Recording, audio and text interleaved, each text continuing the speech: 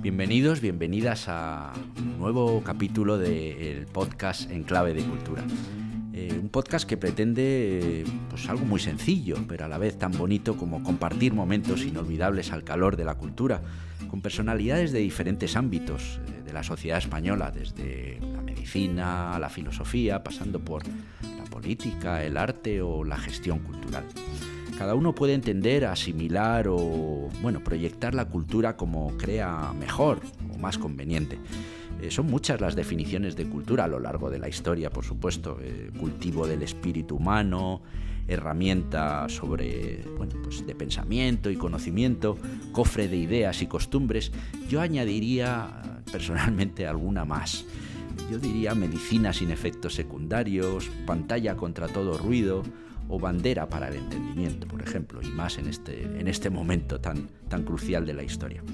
Aquí solo pretendemos conversar con el otro, pausarnos un poquito, entendernos, reflexionar y sobre todo emocionarnos en clave de cultura. Hoy me acompaña una persona a la que conocí hace unos meses, en una jornada organizada por Juventudes Musicales de España, y que desde el primer momento me mostró una amabilidad y cercanía fuera de lo normal, fuera de lo común, sobre todo cuando conoces a una persona, ¿no?, de primeras. Eso la verdad me impactó y me impactó todavía más cuando terminó su ponencia sobre cultura, una cuestión de Estado para la juventud, es de lo que habló, y pensé enseguida en una gran capacidad analítica. La vi con ojos y mente abiertos al proceso cultural y por tanto creí que podía ser persona muy adecuada para estar aquí como invitada conmigo hoy, y tengo la suerte de que aceptó la invitación, y cosa que le agradezco infinitamente. Así que nada, comenzamos con ella y espero que seguramente disfrutaréis de lo que hablemos, porque se confirmará, lo tengo clarísimo, esa primera idea que tuve cuando la escuché en la ponencia de las Juventudes Musicales. Bienvenida, Inmaculada Ballesteros. Muchas gracias, Alessandro. Me sacas los colores con esta presentación, pero muchas gracias. Bueno, agradezco muchísimo tu presencia y tu afecto a la hora de aceptar la invitación. Creo que es la segunda vez que efectivamente nos vemos en persona, pero en pocas palabras confirma la primera impresión que tuve y que acabo de comentar, ¿no? Y seguro que así se transmitirá a lo largo de esta charla. La trayectoria de Inmaculada es inmaculada. Es amplia y brillante. La verdad es que la tengo aquí resumida y podríamos estar horas hablando, pero más o menos he querido hacerlo así. Doctora en Historia del Arte, profesional con más de 2 décadas de experiencia en el ámbito de la gestión cultural. Ahora, en este momento, es directora de programación de Acción Cultural Española, una institución dependiente del Ministerio de Hacienda. Ha sido directora del Observatorio de Cultura y Comunicación de la Fundación Alternativas y directora de los Centros Culturales de España en Guatemala y Nicaragua, dependientes de la Agencia Española de Cooperación Internacional. Dime si fallo en algo, porque todo bien. Como cambian también cada día casi las denominaciones. Es titulada en el Programa Ejecutivo de Mujeres de Alta Dirección, promociona de SADE o, por ejemplo, tiene el máster de Derecho de la Unión Europea por la Universidad de Castilla-La Mancha, ya que eres manchega. Eso es. Es autora de numerosas publicaciones, ponente en foros nacionales e internacionales. Bueno, como veis, lo que he dicho, una trayectoria absolutamente inmaculada. Siempre empiezo estas conversaciones con una pregunta muy, muy sencilla, pero a la vez muy clara. ¿Te gusta más en clave separado o en clave de cultura? Pues yo te digo que hoy y aquí me gusta en clave de cultura, que es lo que estamos haciendo en este momento, y vamos a generar aquí un espacio para hablar de cultura que me parece muy interesante y muy apropiado, y lo haremos, por supuesto, en clave de cultura. Claro, ha dicho lo de clave, Inmaculada, porque efectivamente estamos, y agradezco, en la sede de Acción Cultural Española, que yo creo que da todavía mucho más brillantez al podcast, ¿no? Leyendo el plan estratégico de esta institución, la razón de ser de esta sociedad estatal es impulsar nacional e internacionalmente las manifestaciones, el patrimonio, ¿no?, cultural, en este caso español. En concreto, la planificación, organización y ejecución de exposiciones, eventos e iniciativas de difusión y promoción de la cultura española. Todo esto tanto dentro de España como internacionalmente, cosa que me parece, yo creo, lo más bonito, ¿no? Porque es verdad que a veces decimos, es que nos adoramos más lo de fuera que lo de dentro, ¿no? Y es muy interesante el que conozcamos dentro, pero claro, se nos tiene que conocer fuera, eso es evidente. Cuéntanos brevemente qué es Acción Cultural Española desde dentro, desde tu posición y en concreto la labor tuya como directora de programación. Sí, pues Acción Cultural Española es una sociedad mercantil estatal que, como has dicho, pertenece al Ministerio de Hacienda, aunque colaboramos, por supuesto, con el Ministerio de Cultura y el Ministerio de Exteriores, porque el ámbito de nuestra actividad está pues muy marcada por estos dos ministerios, ¿no? Que se encargan, por supuesto, también de desarrollar la política cultural y en muchos casos también de aceptar, en nombre del Gobierno, invitaciones que se ofrecen para ser país invitado de honor, por ejemplo, en las ferias internacionales del libro, que son algunas de las últimas experiencias que hemos tenido, o también en otros acontecimientos como puede ser un año dual o puede ser también una exposición internacional o una exposición universal, que también es tarea de esta casa llevar a cabo. ¿Y qué significa trabajar aquí y cómo lo hacemos? O sea, cómo incorporamos todo ese desarrollo del plan estratégico que aparece en nuestra web. Pues lo hacemos gracias a la experiencia del equipo humano que tenemos en esta casa, que lleva más de 20 años trabajando, son 53 personas trabajando en esta casa, multiplicando los esfuerzos para conseguir sacar adelante todas esas tareas que se nos encomiendan y, bueno, como digo, con una experiencia y una trayectoria muy larga que hace posible que los proyectos pues se hagan realidad. Salgan adelante, sí. Y bien, y salgan bien. y además presenten la mejor imagen de España posible. Pues, y mi tarea aquí es un poco intentar diseñar cuáles van a ser, por supuesto, en el marco de la dirección de esta casa, con nuestro presidente y nuestra dirección financiera, y mi mano derecha, por supuesto, también, que es la directora de producción, sacar adelante, como digo, ese plan estratégico en el diseño de las líneas que tienen que marcar nuestra actividad y a partir de ahí intentar que esto se lleve a cabo con todo este equipo y con todos nuestros aliados y todas las alianzas que llevamos a cabo. ¿Es anual vuestros proyectos o tenéis un proyecto de, por ejemplo, 4 años? Claro, el plan estratégico en este caso es 24-26, lo hemos hecho para 2 años, pero luego tenemos programaciones, o sea, planes operativos que son anuales y que vamos un poco aterrizando las líneas estratégicas en función, enmarcándolas en el tiempo. En estos momentos, la historia que estamos viviendo, que son verdaderamente complejos, eso no se esconde, no se puede esconder a nadie. Estos objetivos que presenta Acción Cultural Española parecen ser más necesarios que nunca, claro, en una institución así. ¿Cómo se adapta vuestra programación, vuestras ideas, vuestra perspectiva a estos momentos tan complejos, como que parece que todo se va a romper? Y sin embargo ahí estamos, ¿no? Día a día, todos, cada uno en nuestro ámbito, haciendo que el puzzle siga junto, ¿no? Por decirlo de alguna forma. Sí, bueno, está claro que en el ámbito de la cultura las conversaciones y los diálogos son siempre mucho más fáciles. Nosotros trabajamos en ese ámbito en el que ya existen muchas redes profesionales y muchos contactos previos entre intelectuales, creadores y los proyectos que llevamos a cabo nos permiten entrar en diálogo con otras realidades y con otros países en los que a lo mejor la situación o la relación política está un poquito más castigada, ¿no? Entonces es muy gratificante y yo esto quisiera poner, por ejemplo, nuestra presencia como país invitado de honor en la Feria Internacional del Libro de Guadalajara en México, que se dio justo en un momento en el que las relaciones políticas no eran las mejores, pero ahí establecimos un contacto con la sociedad mexicana y con los autores mexicanos, la industria editorial también, pero además con la música, con las artes visuales, y que fue estupendo porque nos permitió demostrar que efectivamente los vínculos entre los dos países no se habían roto nunca, Claro. que nos queremos muchísimo, es un cariño recíproco que tenemos entre México y España,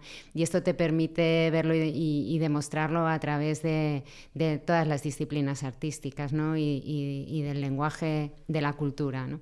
Y bueno, es siempre una satisfacción ver que nos toca esa parte que es la más amable, ¿no? de las relaciones internacionales. Claro.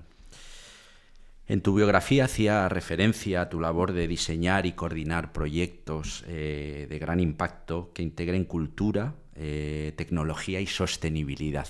Una palabra que además parece siempre estar más de moda, ¿no? Afortunadamente, yo creo. Sabiendo de las fortalezas y oportunidades que ofrecen la combinación o la suma de estos tres ejes, ¿cuáles son las debilidades y amenazas a las que se enfrenta, por ejemplo, una gestora como tú para incluir estos tres ejes de los que hemos hablado? Pues, por un lado, lo más difícil cuando tienes que llevar a cabo proyectos internacionales de impacto es cumplir con las reglas de la sostenibilidad, ¿no? y hacer que un proyecto sea sostenible y reducir al máximo su impacto a todos los niveles, ¿no? Y esto es una tarea que nos hemos puesto y que intentamos cumplir, está recogida también en nuestro plan estratégico y que intentamos llevar a cabo en cada uno de los proyectos teniendo muy en cuenta cómo podemos reutilizar todos los materiales que usamos y, por ejemplo, en la Feria Internacional del Libro de Bogotá, el diseño del pabellón de España, que era país invitado de honor, ya tenía desde el principio un plan de reutilización de los materiales que llevamos, las librerías, las sillas, todo lo que había por ahí, por supuesto los libros, todo lo que llevamos y que construimos para vestir el pabellón de España se quedó en Colombia, en bibliotecas públicas, en escuelas, y eso para nosotros es una satisfacción bonito, también, sí. ¿no? Que deja una huella más allá de una presencia puntual en un evento concreto, sino que fortalece la relación que tenemos con ese país también. Y luego, por lo que se refiere a la parte tecnológica, pues siempre está de qué manera incorporamos, ¿no? la tecnología a nuestra gestión y también a la creación. Y sobre todo intentamos que la parte más débil en esta cadena, que son muchas veces los artistas y los creadores, pues que tengan las garantías de que se respetan sus derechos de propiedad intelectual y de que tienen una retribución justa, que eso es lo que vamos buscando también. Sí, ahora entraré un poco en este tema que a mí también me interesa y a la vez me preocupa a mí mismo, lo debo de confesar, ¿no? Porque es otro, al leer tu biografía, tu currículum, es otro de los polos, ¿no? de los que estás especializada, es el de investigación y desarrollo entre cultura, tecnología y sociedad, ¿no? que también es un tema súper interesante. Abordas el papel de la cultura como elemento de transformación social en la era digital, sobre todo que cada día parece que vamos volando, ¿no? Ya no se puede decir la era digital algo actual, no es que va cada minuto, ¿no? Va cambiando. Y yo soy un poco, lo debo confesar, un poco, no sé si la palabra reacio, porque no soy reacio, al revés, me intereso e intento, digamos, entenderlo, pero soy un poco pesimista o me da un poco de miedo, no sé cómo confesarlo, ¿no? Todo esto de la inteligencia artificial, las bases de datos, yo soy un poco muy más a la cultura, al hecho cultural en sí, soy un poco más tradicional quizás, o quizás porque me he criado en una familia de base no tradicional, pero de cultura, es decir, tanto mi madre, mi padre, mis abuelos, todos han sido artistas, entonces he vivido la cultura de una forma muy casera, muy artesanal, muy cercana y a lo mejor estoy todavía un poco anquilosado en esa etapa y todo esto nuevo a veces me asusta, aunque ya te digo que quiero integrarme y me gusta aprender, pero lo veo un poco, a veces me da un poco de miedo. Entonces, ¿cómo nos convencerías a personas como a mí, que seguramente hay muchas, para que pensemos que la cultura ahora es esto, lo que hay ahora, y que no es tan malo como parece? Bueno, a ver, Yo creo que la tecnología y el avance tecnológico siempre ha estado presente a lo largo de la historia. Vamos a ponernos en el invento de la imprenta, por ejemplo, que fue una revolución tecnológica también y que permitió acercar la cultura a muchas más personas. Y ahí también se generó una crisis de cambio de modelo, ¿no? De que se iban a acabar y se iban a destruir tradiciones orales y que todo ahora pues iba a perder calidad y todas estas cosas. Nunca pasó esto, porque seguimos teniendo unas tradiciones orales maravillosas y seguimos además difundiendo la cultura a través de la imprenta y de otras muchos avances tecnológicos que han surgido después. En este caso yo creo que el avance se ha multiplicado a la enésima potencia, ¿no? Y no se trata de incorporar o de tener una relación solo a través de la tecnología con la cultura o vivir la experiencia cultural simplemente a través de la tecnología, porque seguirán existiendo los libros, seguirán existiendo los discos, hemos visto que han vuelto los vinilos, pero seguirá existiendo esa relación más analógica, ¿no? Pero sí que esa tecnología nos permite, por un lado, optimizar la gestión cultural, que eso es muy importante, analizar mucho mejor cuáles son los impactos de nuestro trabajo, y luego, por otro lado, también nos permite encontrar también otras formas para crear y que nuestros autores y nuestros artistas puedan utilizar esas herramientas para avanzar un poco más en su experiencia creativa. Pero esto no significa que vayamos a tener única y exclusivamente una relación, como digo, tecnológica, ¿no? Y que las exposiciones todas van a ser inmersivas y digitales, ¿no? Yo creo que se va a producir una convivencia y, bueno, en esa convivencia cada uno podrá elegir qué es lo que más le interesa.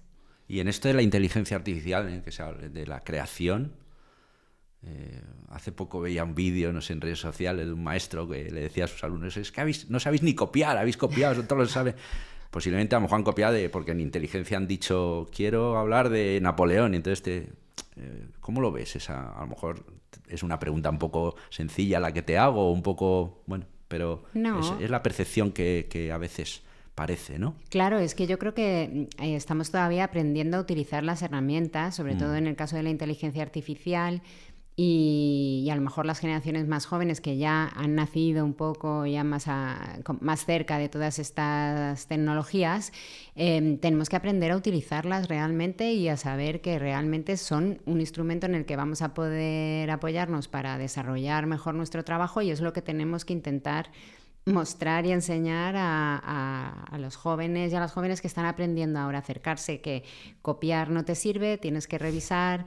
No sé, yo a veces lo comparo como cuando teníamos en Google y hacíamos una búsqueda. Yo, por ejemplo, para mi tesis doctoral fue fundamental poder encontrar material, ¿no?, que me sirvió para mi investigación a través de Google y dónde localizarlo y luego poder acercarme por ello. En este caso es un avance más, un paso más que también tendremos que saber utilizar y que nos permitirá ir un poquito más adelante con los trabajos que llevemos a cabo. Entre 2015 y 2024 fuiste directora del Observatorio de Cultura y Comunicación de la Fundación Alternativas, uno de los principales referentes en el análisis y la reflexión sobre políticas culturales. ¿Crees que falta mucha reflexión y análisis, tanto a nivel individual como colectivo, en el tema de la cultura? Es decir, que esté más presente en educación, en los medios de comunicación, en los programas políticos, que nunca se habla, etcétera.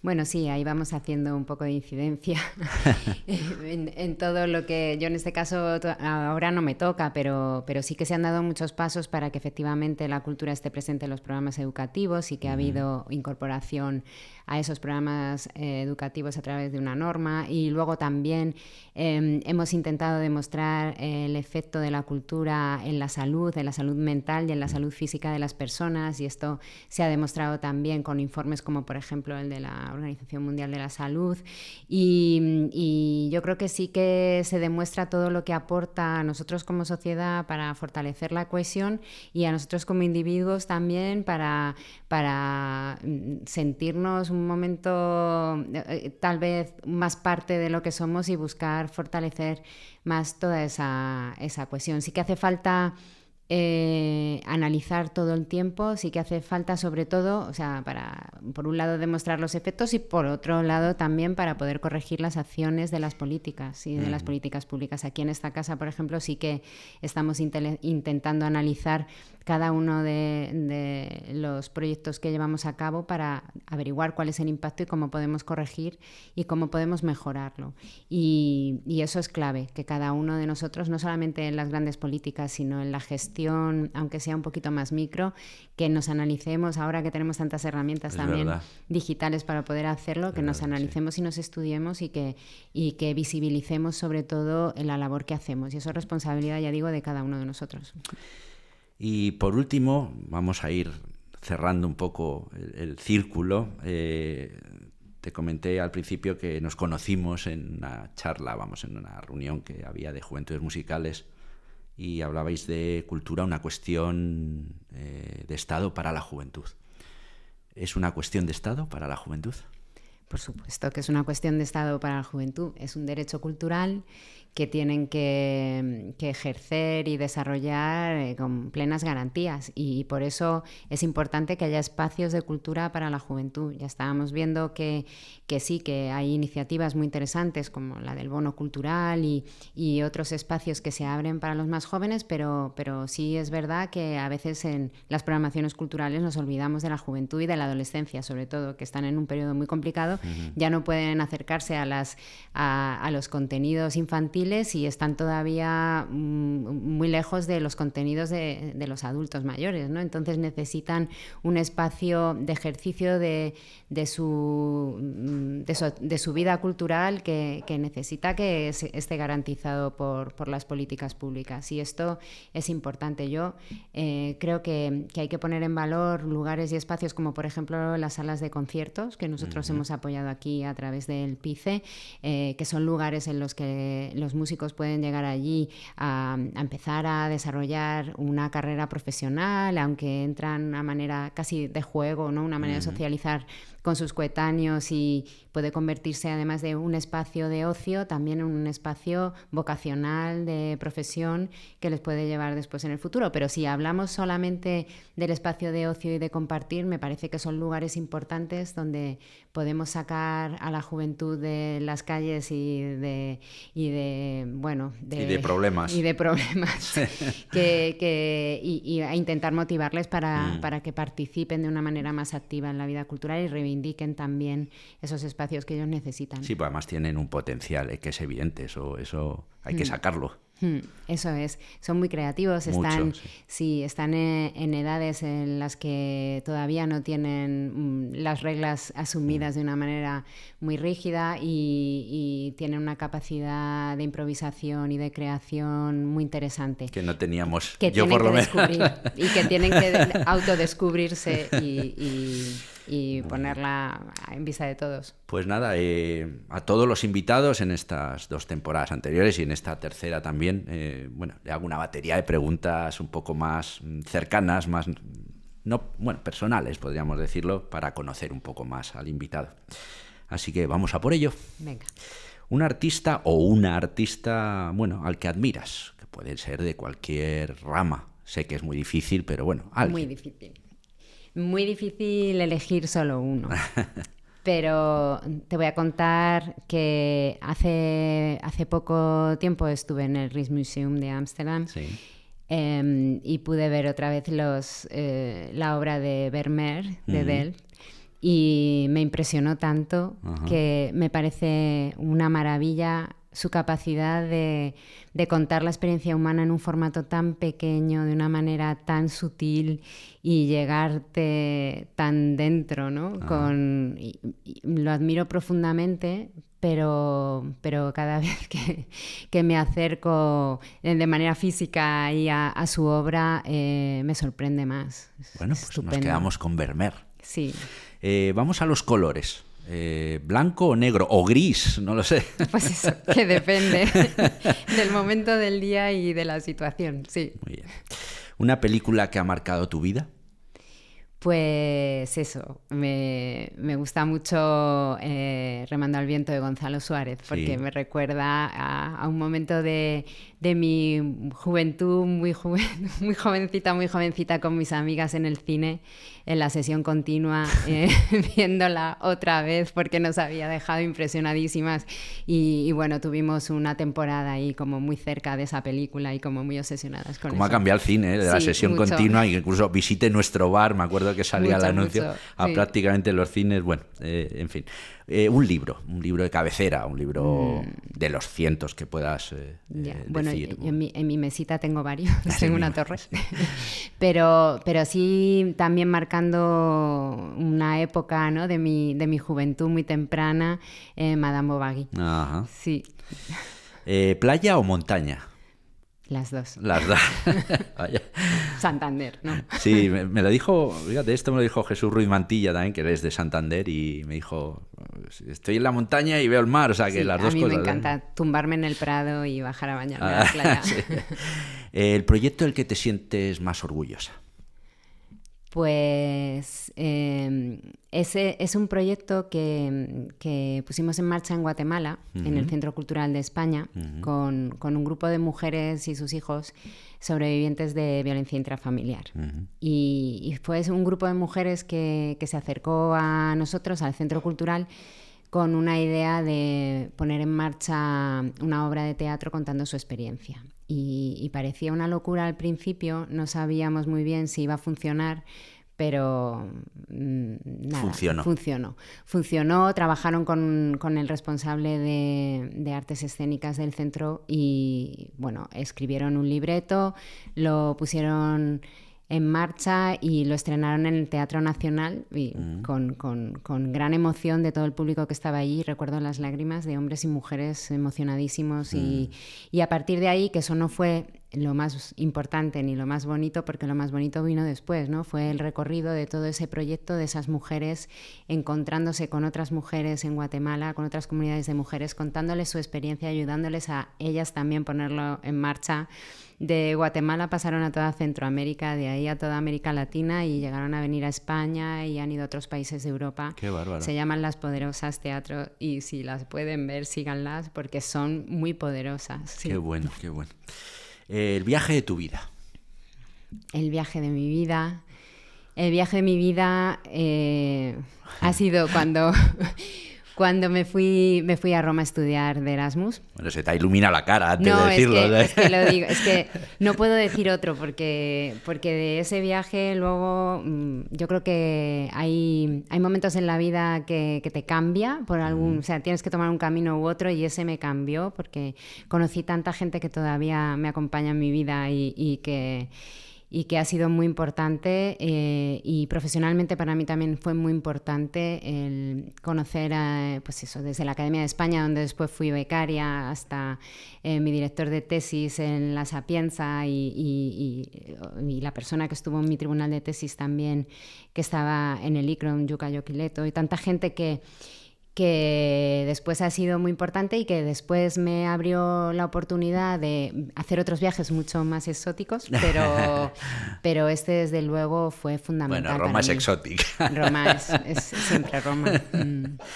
Muy bien, ¿un recuerdo de la infancia? Los cumpleaños. Típico. Sí. Los cumpleaños. Con los amigos en casa, ¿no? Y los primos y los tíos, sobre todo eso. Y bueno, y que sigue todavía la tradición y es lo mejor. Y por último, ¿con qué personaje histórico te irías a cenar? Pues también yo digo, lo has dicho antes y yo digo, mira, es que Napoleón es un personaje muy curioso porque no me iría, o sea, tendría seguramente otros muchos que nombrar, pero de Napoleón me parece curioso sobre todo, además de su afán imperialista, que es curioso, ¿no? De esa idea que tenía del mundo, me parece muy interesante cómo respetaba de alguna manera o entendía el poder de la cultura en cada uno de los países y de las culturas a las que se acercaba, ¿no? Y esto tengo que preguntarle si es solo porque es francés o es que porque es Napoleón.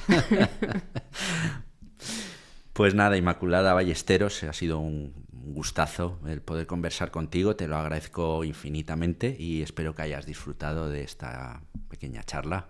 Mucho. Y bueno, ojalá podamos coincidir en muchísimas otras conferencias o lugares o teatros o lo que sea. Porque Ojalá, para mí sí. ha sido un placer. Igualmente. Muchas gracias, un abrazo. A ti, Alessandro. Viajemos por las veredas de la sensibilidad, la verdad, la honestidad, la unidad, en el fondo, por la senda de la cultura. Hoy he seleccionado un poema de Mario Benedetti para despedirme de todos vosotros. Otoño. Aprovechemos el otoño antes de que el invierno nos escombre. Entremos a codazos en la franja del sol y admiremos a los pájaros que emigran, ahora que calienta el corazón, aunque sea de a ratos y de a poco. Pensemos y sintamos todavía con el viejo cariño que nos queda. Aprovechemos el otoño antes de que el futuro se congele y no haya sitio para la belleza, porque el futuro se nos vuelve escarcha.